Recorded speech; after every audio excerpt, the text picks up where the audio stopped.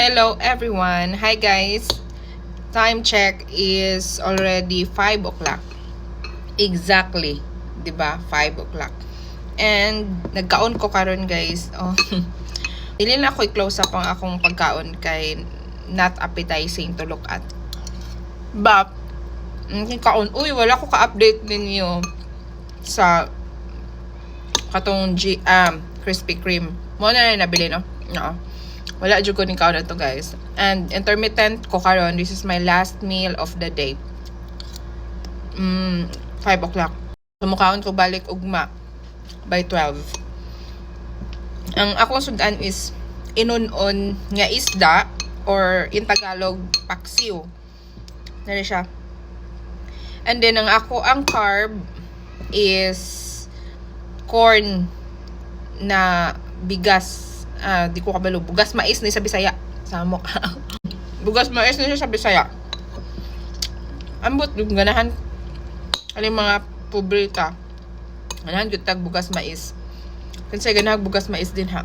Kasi gusto magpatudlo, magluto, maglungag og bugas mais. Magdemo ta. Namit ko siya guys. I have 2 klase na paksiyo. Kung gamay nga tulingan pirit dayon napol kaling dagko tuna gid siya, tuna belly nga donation hinatag, di ba? Napa ko sa office karon, nagkaon na lang kog panihapon daan kay aron nga taas akong fasting, chika lang ta dayon napa ko gamay nga half sa Krispy Kreme nga donut, diba? In moderation lang kita diring dapita guys, no? And then I have here tea. Ang ngalan ni nga tea kani siya. Good night sleep na tea. So pwedeng pakatulog ni siya, dili ni siya pang pa-alert. Pang pakatulog ni siya kay hapon naman. And mawala siya kung ganahan nga imnon. Mawala ni atong update karon guys, no? Medyo active ko karon sa social media. Busy gamay. While mag-istorya tag kaon-kaon. Diba? Karong coming days, mag-update ko sa ato ang fig.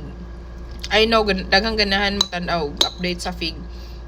Summer karon, so mana siya og pangahinog ang tanan bunga, but naa na poy mga baby figs. So maro to guys, thank you sa tanang mga nag-follow nako. Welcome sa ato ang page. Nag-post ko din hiyo sa tong intermittent fasting. Sugod itong January 1. So, the intermittent fasting. Pero dili kayo siya consistent. 9 times yun nga magkaon ko 3 times a day. Napoy times nga consistent kayo ko. But ang akong weight karon is 3 kilos nang nawala. Ano na siya? Mas makatabang po ning kaning mga substitute or alternative sa rice. Like kaning mais or corn nga gilong ag. Kasi dili pag kumukaon yun og carb. Pero kay ang inunon ang Paris, insay dili gustong carb, di ba?